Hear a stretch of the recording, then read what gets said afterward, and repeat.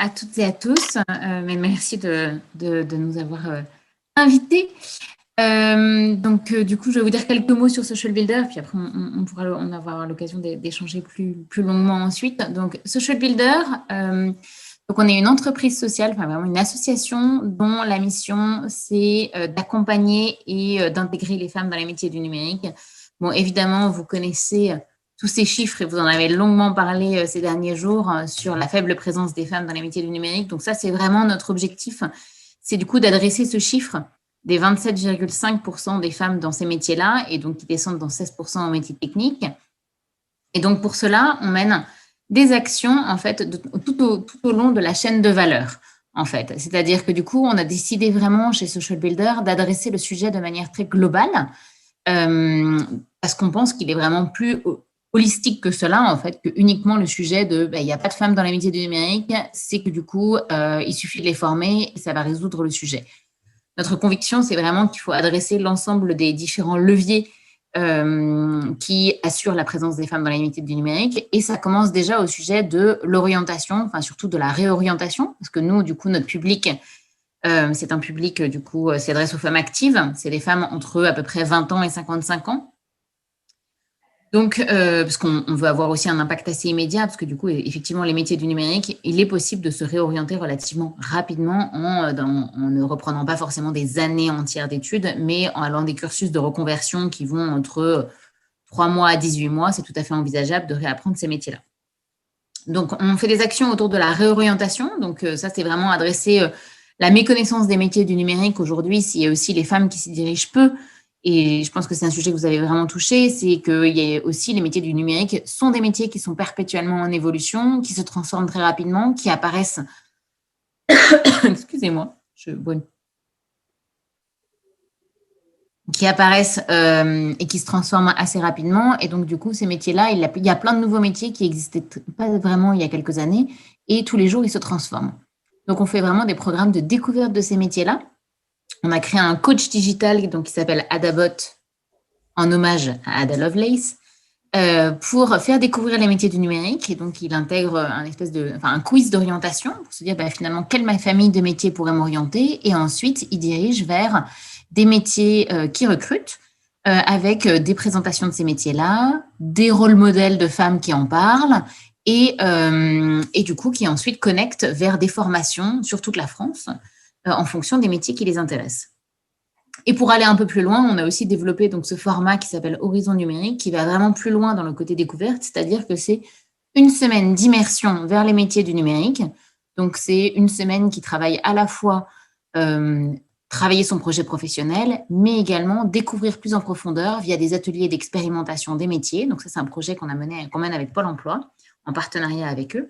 Et qui, du coup, va nous permettre au courant de l'année, donc il a commencé en 2020-2021, de sensibiliser, d'orienter 1000 femmes vers ces métiers-là, parce qu'à l'issue de cette formation, 90% d'entre elles souhaitent se reconvertir vers le numérique. Donc en réalité, vraiment, ce qu'on voit, c'est qu'il y a quand même un intérêt, une appétence, mais du coup, qui parfois est un peu bloqué par tous les freins et les stéréotypes dont vous avez longuement parlé.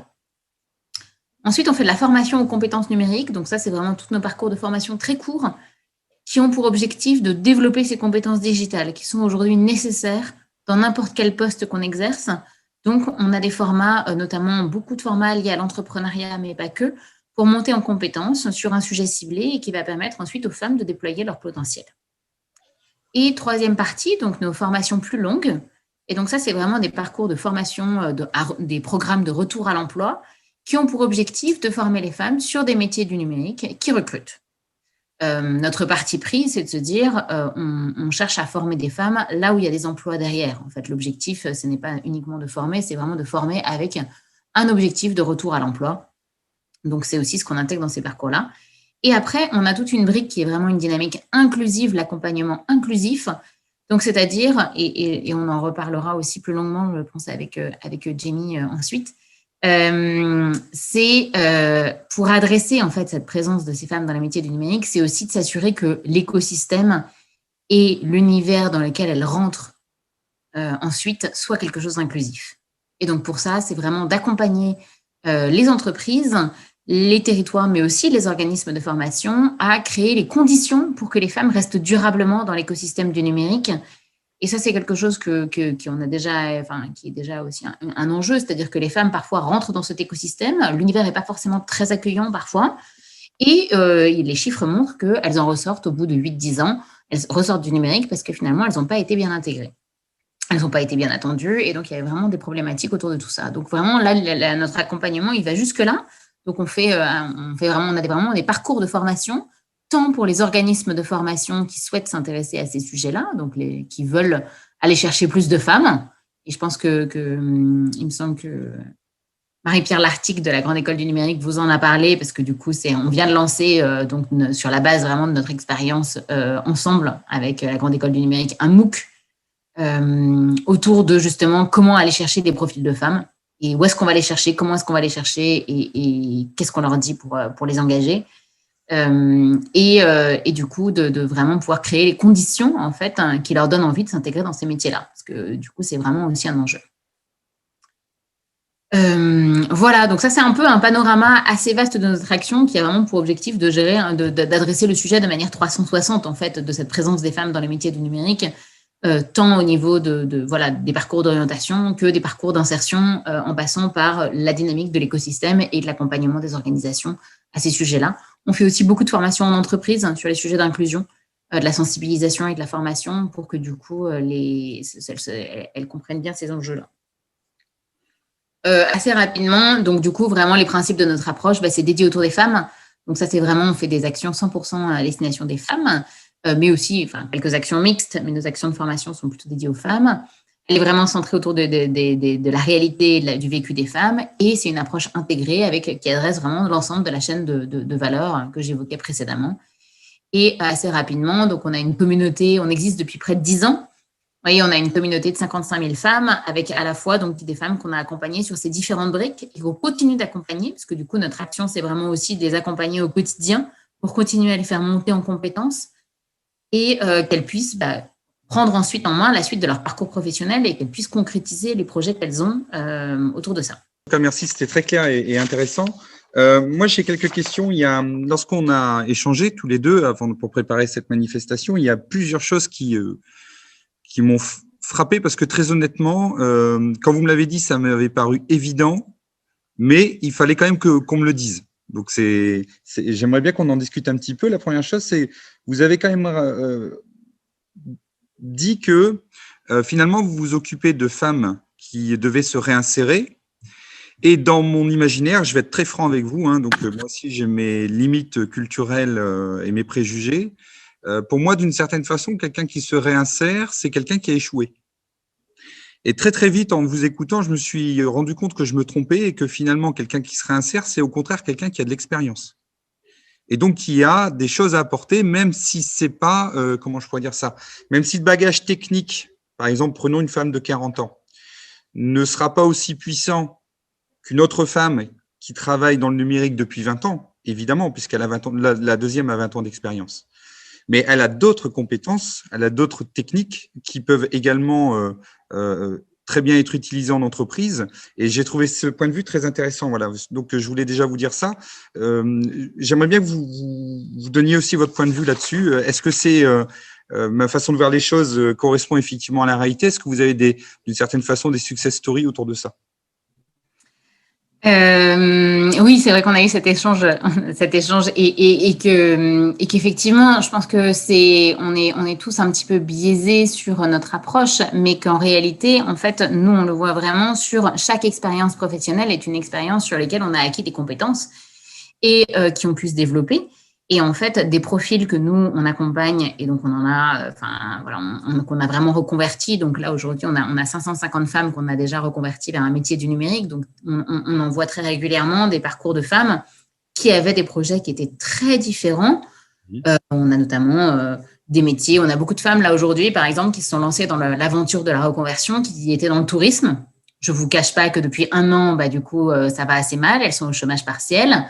Clairement, elles se retrouvent dans une situation où, en revanche, elles se sentent, au début, en situation d'échec, effectivement, en se disant, y a un truc qui ne va pas, je suis au chômage, forcément, c'est pas forcément perçu comme un moment un moment de réussite professionnelle. Mais en fait, au début de notre accompagnement, vraiment, ce qui se détermine assez vite, c'est que du coup, elles se rendent compte que les métiers du numérique sont intéressants pour elles, qu'il y a des opportunités et que quelque part, toutes les compétences qu'elles ont pu développer précédemment dans leur expérience précédente sont essentielles pour leur apporter à la fois du savoir-faire, du savoir-être et des compétences qui sont attendues dans les entreprises, parce que du coup, rien que le fait de se reconvertir, ça montre quand même une capacité d'adaptabilité et de transformation et de résilience face à des difficultés qui est très puissante et sur lesquelles les entreprises sont à la recherche de ces qualités-là, en fait, sont à la recherche de profils qui soient adaptables dans des environnements très mouvants, qui face à des situations compliquées ont su rebondir, trouver des solutions, se réinventer. Et ça, c'est vraiment des qualités qui sont essentielles aujourd'hui où tout le monde se doit plus innovant, plus inventif, plus créatif. C'est vraiment et donc ça c'est aussi des points en fait qui leur permettent aussi, et en plus de toutes les capacités qu'elles ont développées dans leurs expériences professionnelles, qui les enrichit dans leur futur métier. D'accord. Et justement, ça me fait penser que je pense que vous y avez déjà répondu et vous allez me confirmer mon impression. Vous, lorsque vous avez une femme qui vient chez vous pour intégrer, par exemple, une formation, où j'avais noté tout à l'heure l'opération, par exemple, de la semaine d'immersion avec votre partenaire, le Pôle emploi, je présume évidemment que les critères de sélection, ça va pas être leurs compétences techniques dans le domaine, puisque on peut s'attendre à ce qu'elles soient relativement faibles, voire même peut-être nulles. Donc, quels sont les autres éléments sur lesquels vous allez finalement faire votre sélection, s'il y en a une, peut-être qu'il n'y en a pas? Alors malheureusement, on est obligé de faire une sélection parce que du coup, on n'a pas forcément. Enfin, il y a beaucoup de femmes il y a un nombre de places limité, même si on aimerait bien que ce soit le plus ouvert possible. Mais du coup, on est obligé de choisir des éléments de sélection. Et c'est vrai qu'on va pas du tout s'intéresser, aux compétences techniques parce que du coup, nous on pense que ça c'est des choses qui peuvent s'acquérir et qu'en fait, aujourd'hui, on fait ce métier-là. Il y a 20 ans, il y a 15 ans même, les métiers du numérique, ils existaient très peu. Il y avait des métiers qui n'existaient même pas. Typiquement, être product owner, aujourd'hui, personne ne savait ce que ce métier précédemment. Les métiers autour de l'UX, l'UI et tout le design des applications, c'était mobile. Il y avait quelques personnes sur les doigts de la main qui faisaient ça. Maintenant, c'est vraiment le B à bas quelque part. Enfin, ça fait partie des métiers essentiels du numérique. Donc, nous, ce qu'on pense vraiment, c'est que ces compétences techniques, c'est des choses qui peuvent s'acquérir, en fait, via des parcours de formation. Et ce qui est déterminant et ce qui est les critères par lesquels on choisit les personnes qui entrent en formation, c'est déjà quand même un minimum d'appétence. C'est-à-dire qu'il faut que le sujet du numérique les intéresse un minimum parce que du coup, c'est vraiment essentiel. Et le deuxième projet, c'est le projet professionnel et la motivation. C'est-à-dire qu'est-ce qui les anime aujourd'hui, pourquoi est-ce qu'elles sont là, qu'est-ce qui leur donne envie, parce qu'on sait très bien que, nous, la motivation va être déterminante pour réussir dans ces parcours de réinvention, réinterrogation, reconversion. Ok. Alors justement, je comprends ce discours et j'y adhère d'ailleurs, bien sûr, pour une structure comme la vôtre. Mais je m'imagine aussi dans les situations.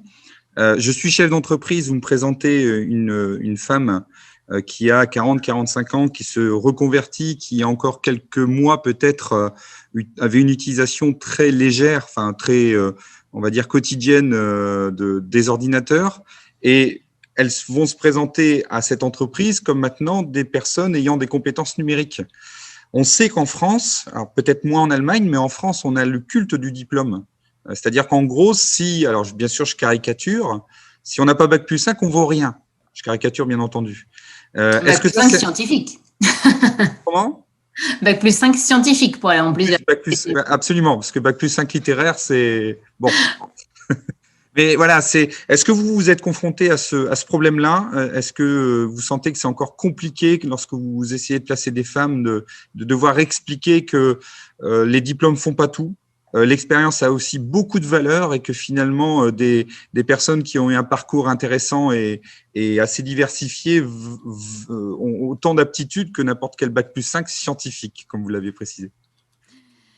Alors, c'est vraiment, c'est à la fin, du coup, oui, en tout cas, c'est un premier frein qui existe complètement. C'est-à-dire que vraiment, en France, l'attachement au diplôme initial est très intégré. En fait, je ne sais pas du tout si c'est le cas en Allemagne autant que ça, mais du coup, en France, en fait, preuve en est que dès qu'on parle d'un dirigeant ou d'une dirigeante, on cite systématiquement son diplôme, la personne, ce qu'elle a fait il y a 20 ans, ou il y a 30 ans, ou il y a 40 ans, qui n'a plus aucune valeur, évidemment, puisqu'on sait que les compétences sont obsolètes au bout de 18 mois. Donc, en fait, en réalité, ce n'est pas du tout les compétences. En revanche, c'est la valeur du diplôme, l'attachement à ce niveau de diplôme initial. Donc, les entreprises sont en train de bouger là-dessus, mais il y a quand même parce que du coup, nous, on les voit, hein, les entreprises du numérique, c'est vraiment, on leur parle très régulièrement. Ce qui se passe et ce qui est aussi un levier qui fait bouger l'écosystème, hein, c'est-à-dire que c'est que les entreprises du numérique sont en recherche de profils qu'elles ne trouvent pas. Le marché est pénurique sur le marché du numérique. Il y a un nombre de postes qui sont non pourvus, qui sont considérables. Évidemment, elles aimeraient bien avoir des profils, idéalement, Bac+5 ingénieurs, sur lesquels déjà il n'y a pas suffisamment de monde, et puis sur lesquels il y a très peu de femmes. En fait, on est vraiment à des niveaux faibles de femmes. Donc, elles se sont quand même rendues compte que si elles voulaient des femmes et que c'était vraiment, si c'était vraiment le cas, et du coup, pour ça, ça voudrait dire qu'il faut aller chercher des femmes qui ont des profils et des parcours différents, et donc de commencer à ouvrir un peu la porte à ces profils en reconversion qui, je pense, s'ouvrent aussi parce que du fait de la pression, du besoin de talent, en fait. Et donc, c'est à ce moment-là où c'est intéressant parce que ça permet de commencer à aller plus loin là-dessus sur, en fait, les profils en reconversion peuvent nous apporter quelque chose. Et donc, d'ailleurs, toutes les entreprises avec lesquelles on a travaillé et qui ont recruté des femmes en reconversion le voient vraiment comme un atout. C'est-à-dire, du coup, parce que c'est des femmes qui, du coup, sont très fidèles à cette entreprise-là, qui leur a donné une chance. En fait. Et donc, du coup, il y a vraiment, c'est des profils qui sont reconnaissants. Hein, c'est toujours quand on a fait un projet de reconversion et que quelqu'un nous donne notre chance, il se passe quelque chose de quand même assez fort en termes d'attachement à l'entreprise. C'est aussi des profils qui, du coup, effectivement, comme elles sont en train elles sont reconverties, mais fraîchement, elles sont encore en train de monter en compétences. Donc, c'est des profils qui, dans les femmes qu'on a reconverties et qui sont en poste, elles n'ont pas encore forcément changé de job, alors qu'elles ont, les premières qu'on a accompagnées dans ces métiers-là, elles y sont depuis presque 5 ans. Alors, c'est un marché très concurrentiel, le marché du numérique. Il y a tellement de postes ouverts que en fait, on peut changer de job tous les ans et même évoluer très, très rapidement et faire des augmentations de salaire très rapides parce que le marché est très tendu. Donc, ça fait quand même un attachement à l'entreprise, à la fidélité, et ça en fait des ambassadrices très fortes aussi de ces entreprises-là. Donc, les entreprises qui ont vécu l'expérience sont très partantes. Qui n'ont pas encore vécu ont un petit peu plus de freins. Et du coup, le frein, il se situe à peu près 2 niveaux. Il peut se situer au niveau des équipes RH, c'est-à-dire, du coup, les équipes RH ont des prérequis et c'est comme ça que les politiques RH ont été déterminées dans l'entreprise. Donc, en fait, c'est difficile de leur en faire bouger. Et là, du coup, ça demande quand même de culturellement aller se dire on sort de la valeur du diplôme initial, on valorise les compétences transverses, etc. Donc, ça, c'est un premier mouvement. Et la deuxième tension qui peut exister, ça peut être au niveau des équipes opérationnelles, parce qu'il est vrai que recruter des profils en reconversion, c'est aussi un accompagnement. C'est-à-dire qu'on ne peut pas attendre d'un profil en reconversion qui n'a jamais fait ce métier-là d'être opérationnel très rapidement. Donc, ça suppose, au-delà du réapprentissage, de passer du temps à accompagner ces profils qui intègrent les entreprises, du coup, dans des parcours en reconversion. Donc, c'est effectivement, ça peut être ces freins-là que nous, on a essayé de lever. Et peut-être que je passe déjà à la prochaine question et qu'on a essayé de lever. Du coup, on a lancé avec Syntec Numérique, donc c'est la fédération professionnelle des acteurs du numérique, un manifeste qui regroupe des entreprises qui ont envie de faire bouger les lignes. Donc, ce manifeste, c'est des entreprises deviennent signataires et s'engagent à un certain nombre de critères et surtout, elles s'engagent à aller recruter des profils de femmes en reconversion.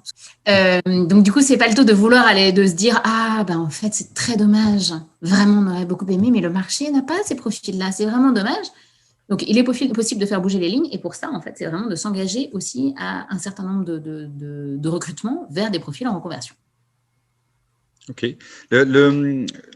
Je vous avais dit encore une fois, lorsqu'on avait préparé nos échanges, que certains intervenants de mardi pointaient un peu du doigt, alors encore une fois, c'est un peu caricatural ce que je dis, mais montraient que les entreprises avaient vraiment une responsabilité, que ça restait un peu compliqué de les bouger. Vous me sembliez quand même plus optimiste. Ça bouge quand même, vous me disiez, donc ils n'en sont plus à des éléments de communication. Par contre, effectivement, la problématique, c'est peut-être plus tant au niveau de la direction, mais plus au niveau des équipes opérationnelles. Est-ce que vous avez pu percevoir ce genre de choses ? Alors nous, on trouve qu'effectivement, il y a des mouvements, hein, c'est-à-dire que par rapport à il y a quelques années où je pense que c'était vraiment assez difficile, là, peut-être qu'il y a des évolutions qui font avec la conjoncture, un certain nombre et puis les besoins de recrutement qui sont très forts. En tout cas, on voit des évolutions sur le marché. Clairement, les entreprises, et je pense que ça, c'est vraiment une chose très positive, ont pris conscience de plus en plus de la nécessité d'avoir de la diversité dans leurs équipes.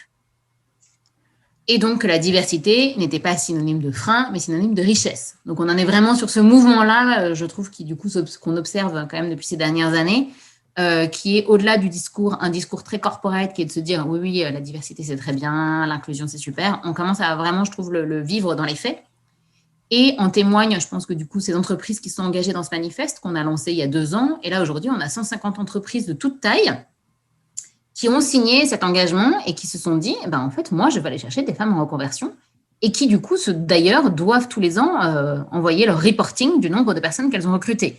Donc, c'est vraiment un engagement qui est assez contraint sur lesquels elles décident d'aller vers ces dynamiques-là. Le frein qui peut encore exister, c'est l'alignement, et c'est ce que j'évoquais juste avant, entre l'alignement RH et opérationnel. C'est-à-dire que si on va chercher ces profils en reconversion, à un moment, ça suppose de l'accompagnement. Et donc, c'est ce qu'on souligne dans ce manifeste, c'est que ça suppose de l'accompagnement à une intégration qui est un peu plus longue. Et du coup, de devoir aussi se dire, on n'est pas à la prime aux objectifs. Et du coup, ce qui est vraiment quand même le cas, c'est-à-dire qu'à un moment, ça suppose de se dire, ça, c'est déjà un objectif en soi. Et les objectifs de performance, on diminue un petit peu le curseur pour pouvoir s'assurer la réussite et de l'intégration de ces parcours dans la structure. Donc ça, c'est quand même un levier qui, aujourd'hui, du coup, on a cette volonté, les RH sont assez convaincus, et du coup, ça se transmet aux opérationnels à partir du moment où on a aligné collectivement aussi le choix des objectifs. D'accord. Marion Boutilla a émis une remarque sur le chat, donc je me permets de le lire, et qui va dans le sens, c'est que peut-être que les entreprises pourraient également proposer de qualifier les salariés et eux pendant qu'elles travaillent, par exemple par l'étude du soir ou l'introduction d'une formation en alternance divisée en heures d'études et de travail. Et de façon plus générale, est-ce que par exemple vous avez pu noter des engagements assez forts au niveau des entreprises, comme par exemple proposer aux salariés de faire valider un diplôme via la VAE. Alors, je vais expliquer ce qu'est ce système-là pour les Allemands. Je pense que c'est spécifique en la France, c'est que lorsqu'une personne, effectivement, n'a pas eu de diplôme parce qu'elle n'a pas eu l'occasion, effectivement, de faire des études longues, au bout d'un certain nombre d'années d'expérience, elle a la possibilité de passer devant un jury qui est généralement composé de responsables de formation et d'universitaires et de présenter en fait un rapport pour faire la présentation de leur expérience et sur la base de cette expérience-là, de pouvoir valider par exemple un bac+4, un bac+5. Voilà, donc ça c'était pour un peu présenter ce dispositif. Est-ce que vous avez des exemples d'entreprises qui vont jusqu'à des engagements aussi forts que ça ? Alors nous, en fait, du coup, notre public, nous, on s'adresse essentiellement à des femmes qui sont du coup demandeuses d'emploi, donc elles ne sont pas salariées. En revanche, ce qu'on voit dans les entreprises qu'on accompagne, et c'est aussi que du coup, à l'intérieur de leurs équipes, c'est via la formation continue et l'obligation de formation qui est intégrée en France, en fait. Du coup, c'est vraiment c'est la loi sur l'avenir professionnel qui a été votée il y a 2 ans, 2018, je crois. C'est vraiment une loi qui suppose aussi que les entreprises investissent aussi dans les compétences de leurs salariés pour les faire monter en compétences et que les salariés eux-mêmes aussi deviennent un peu autonomes dans leur parcours de formation et de reconversion via la mise en œuvre notamment du CPF, donc qui est vraiment du coup des possibilités d'accès à la formation. Donc ça, c'était ces points-là. Après, il existe beaucoup de dispositifs de formation pour des profils qui sont donc en recherche d'emploi et qui, du coup, sont des parcours professionnalisants. Que ce soit donc maintenant les contrats d'alternance professionnelle, donc vraiment les contrats de professionnalisation où il n'y a plus de limite d'âge. Et ça, c'est des choses qu'on a lancées. Nous, on a lancé en fin d'année dernière une école avec Microsoft qui travaille avec l'écosystème de ses partenaires pour aller former des promotions de femmes qui ensuite, via un contrat professionnel, donc c'est-à-dire 18 mois de formation avec de la formation et ensuite de l'apprentissage en entreprise, 3 semaines, 1 semaine. et donc qui permet de développer vraiment ses compétences professionnelles et de se faire une immersion professionnelle avec des entreprises qui s'engagent à recruter ces profils à l'issue de la formation, évidemment. Donc, c'est vraiment tout ce côté apprentissage, en fait, qui ne reste plus cantonné à la formation initiale, en fait, qui se déplace vers la formation continue et qui répond aujourd'hui à des enjeux de formation qui interviennent finalement tout au long de la vie professionnelle de tout un chacun, en fait, et de toute une chacune. D'accord. Et justement, en tant que spécialiste de la formation, est-ce que d'un point de vue pédagogique, vous pouvez noter des différences entre un public essentiellement masculin ou un public essentiellement féminin? Est-ce que là aussi, sur la façon dont sont organisées les formations et la pédagogie en général, est-ce qu'il n'y a pas peut-être des choses à revoir pour que ça soit plus pertinent pour les femmes? Alors, c'est un sujet, effectivement, que nous, en tout cas, alors on est vraiment sur cette dynamique de comment on accompagne les femmes et comment on lève les barrières et les freins que les femmes pourraient avoir quand elles sont en formation, et notamment sur des métiers aussi techniques que les métiers du numérique, en fait. Et d'ailleurs, c'est des choses qu'on partage, dont on partage dans ce MOOC, justement, c'est comment adapter cette pédagogie pour s'assurer que les femmes ne décrochent pas. En fait, quand on est dans des univers mixtes, parce que du coup, ce qui va se passer souvent, c'est que le ou la formateur va souvent poser des questions un petit peu à l'ensemble du groupe, que c'est assez précises, que du coup, il va avoir, c'est des questions assez techniques sur lesquelles aujourd'hui, les femmes sont un petit peu moins compétentes, se sentent moins en confiance aussi. C'est les hommes du coup qui vont répondre et ça va engendrer une espèce d'attitude un petit peu enfermante pour les femmes. Donc, du coup, vraiment, c'est d'être à la fois pour accompagner les formateurs et les formatrices pour d'avoir des techniques d'animation qui permettent d'engager toute la classe. Donc, vraiment de se dire, on ne répond pas à la personne qui sait, en fait. Et ça, ce qui est vraiment souvent une approche assez française, c'est que du coup, on va interroger la personne qui lève la main, qui sait. Et du coup, c'est plutôt de privilégier des travaux de groupe aussi. Parce que du coup, effectivement, sur le sujet de qui est-ce qui veut répondre, en général, c'est les garçons qui vont être plus susceptibles sur ces métiers techniques, on est évidemment tout à fait d'accord, de lever la main, d'appeler à des réponses et de se porter volontaire. Donc nous, ce qu'on propose, c'est que du coup, de faire des techniques de groupe sur lesquelles on a des rôles aussi qui évoluent pour que ce ne soit pas non plus les filles qui se retrouvent à prendre les notes et les garçons qui commencent à faire l'exercice. Ou les femmes qui, du coup, mettent la situation en œuvre et les hommes qui vont, du coup, prendre la main sur la souris. Donc, c'est vraiment de se dire comment est-ce que, du coup, on fait ces groupes-là et à chaque fois, comment est-ce qu'on donne des rôles à l'intérieur des groupes pour qu'il y ait une responsabilité et que ça puisse se tourner et que ça puisse vraiment avoir la participation. Ensuite, c'est aussi de distribuer, vraiment, ça, c'est des choses aussi de pédagogie, mais c'est de se dire aussi de comment est-ce qu'on distribue la parole de manière équilibrée, donc c'est-à-dire vraiment d'interroger les personnes qui ne parlent pas ou qui ne contribuent pas pour savoir vraiment si c'est quelque chose de timidité ou bien si c'est vraiment de se sentir pas à l'aise dans la formation. Et puis après, il y a aussi pas mal de méthodes qui sont du coup, au lieu de faire qui permettent d'adresser sur si les femmes se sentent peu en confiance aussi, c'est du coup de trouver des méthodes pour que chacun ne puisse réfléchir individuellement, donc de laisser des temps de côté un peu la méthode Think, Pair, Share, c'est-à-dire laisser le temps aux élèves de réfléchir individuellement, inviter-les à échanger vraiment avec leurs voisins, leurs voisines immédiates, donc du coup, et ensuite, ou dans lequel chacun a un temps de parole équilibré pour essayer de convaincre l'autre de sa réponse, et ensuite d'arriver à une dynamique de groupe, et ensuite de l'exposer à l'ensemble de la classe. Donc, c'est vraiment, on essaye de sortir aussi juste de celui qui sait, il répond, et c'est comme ça que ça fonctionne, en fait, et sur lesquels les femmes, souvent, se sentent moins à l'aise, et se sentent moins incluses et moins engagées tout autour de la formation.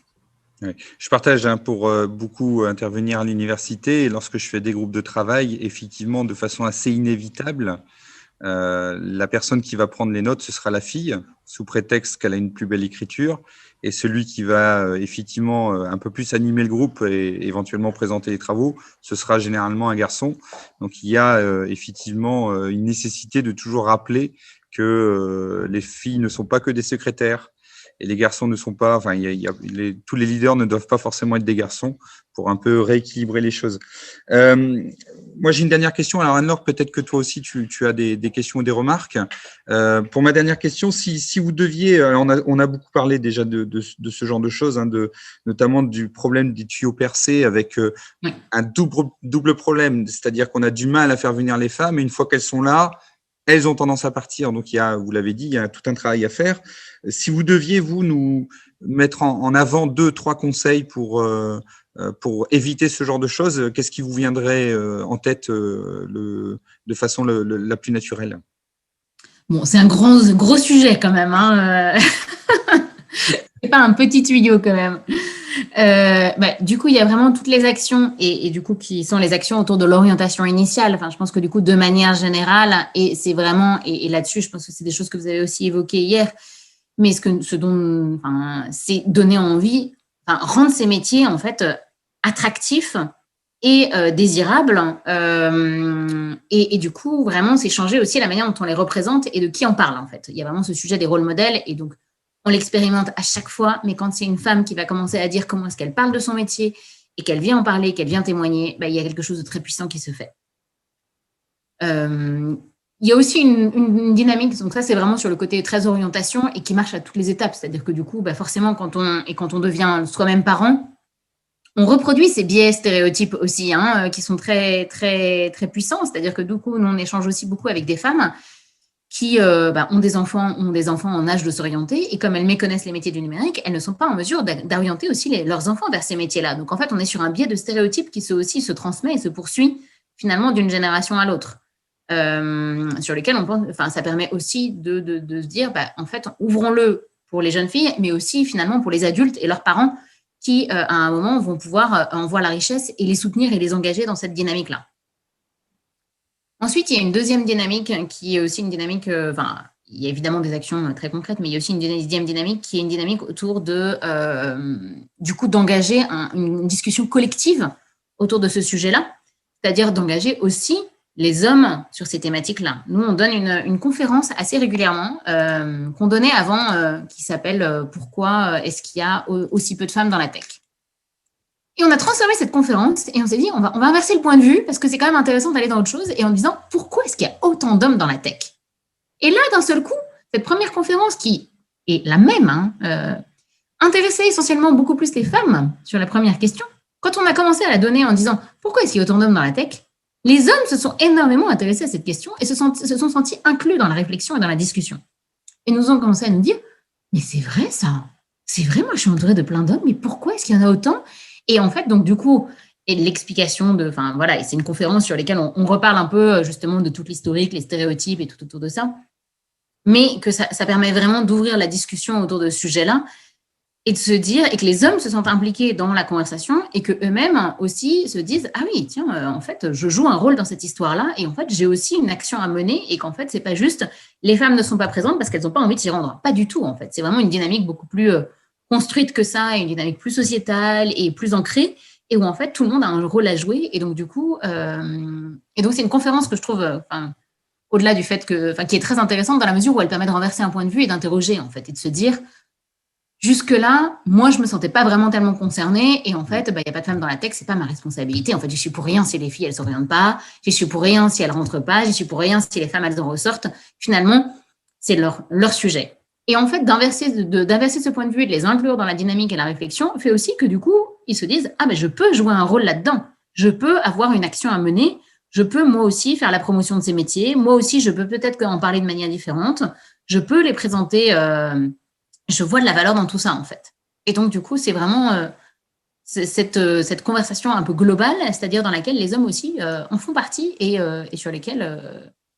ça fait partie de transformer aussi la manière dont on voit le système, en fait. Et là, c'est vraiment une ambition plus longue, quoi.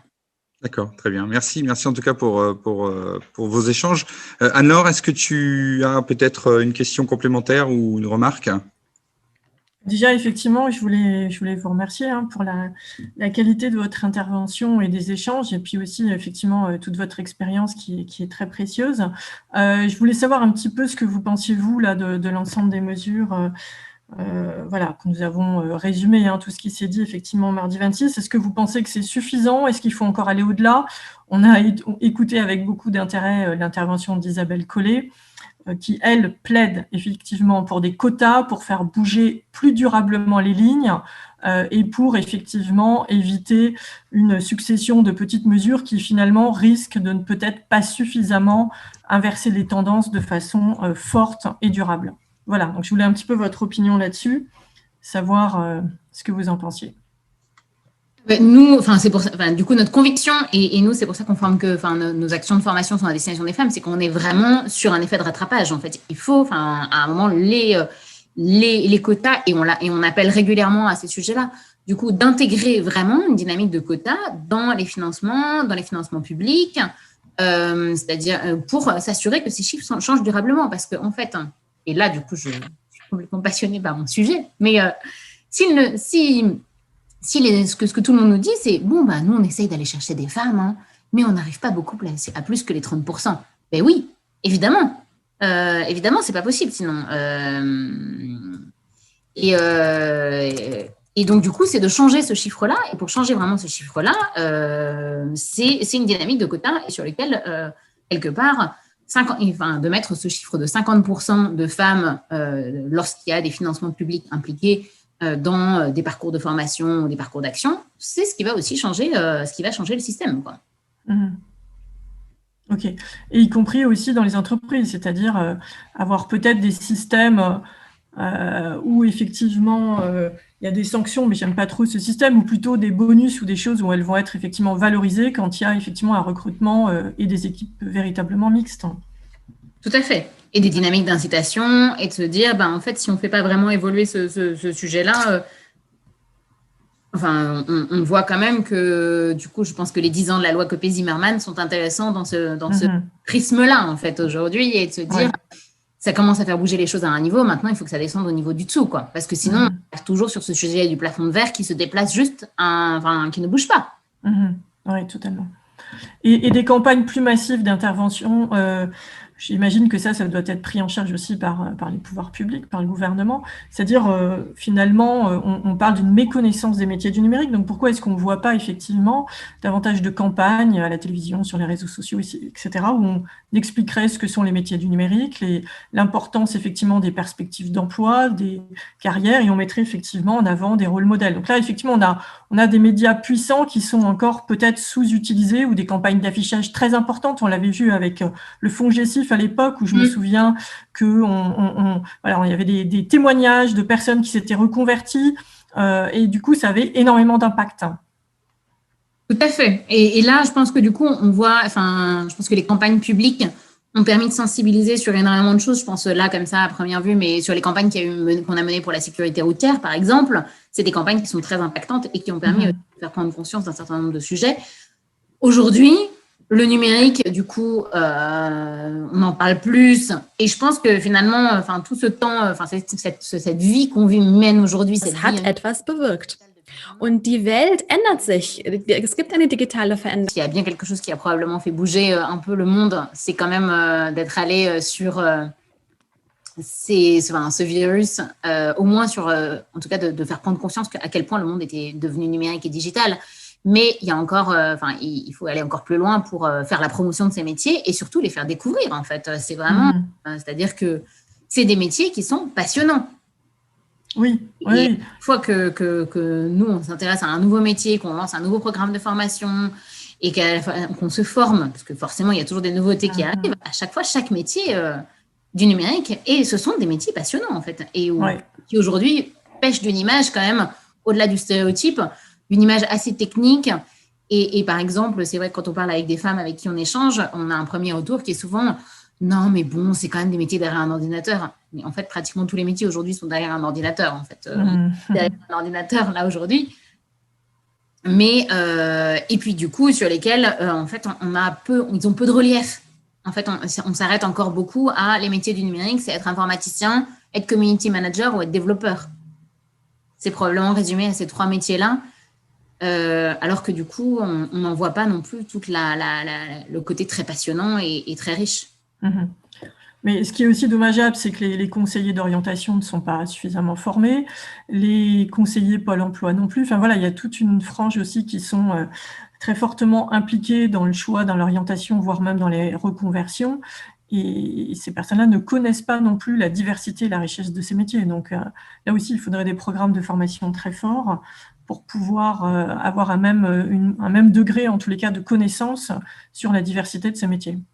Tout à fait. Du coup, nous, c'est vraiment dans notre programme Horizon numérique, on accompagne aussi les conseillers et conseillères Pôle emploi aussi sur ces sujets-là. Et c'est vrai qu'ils sont très demandeurs parce que même eux, en fait, du coup, ils sont face à beaucoup de demandes et beaucoup de variétés. C'est difficile de connaître tous les métiers. Les choses changent assez régulièrement. Donc, c'est vraiment, je pense qu'on est vraiment sur une dynamique, mais et j'en reviens aussi au rôle de prescripteur finalement des parents, de la parentalité finalement aussi, qui est de se dire, et c'est pour ça que nous, on voit aussi, on a imaginé cet outil-là de coach digital pour se dire que ça peut aussi servir pour des parents dont les enfants sont au stade d'orientation, pour se dire, je comprends, et du coup, je propose des choix plus ouverts à mes enfants, en fait.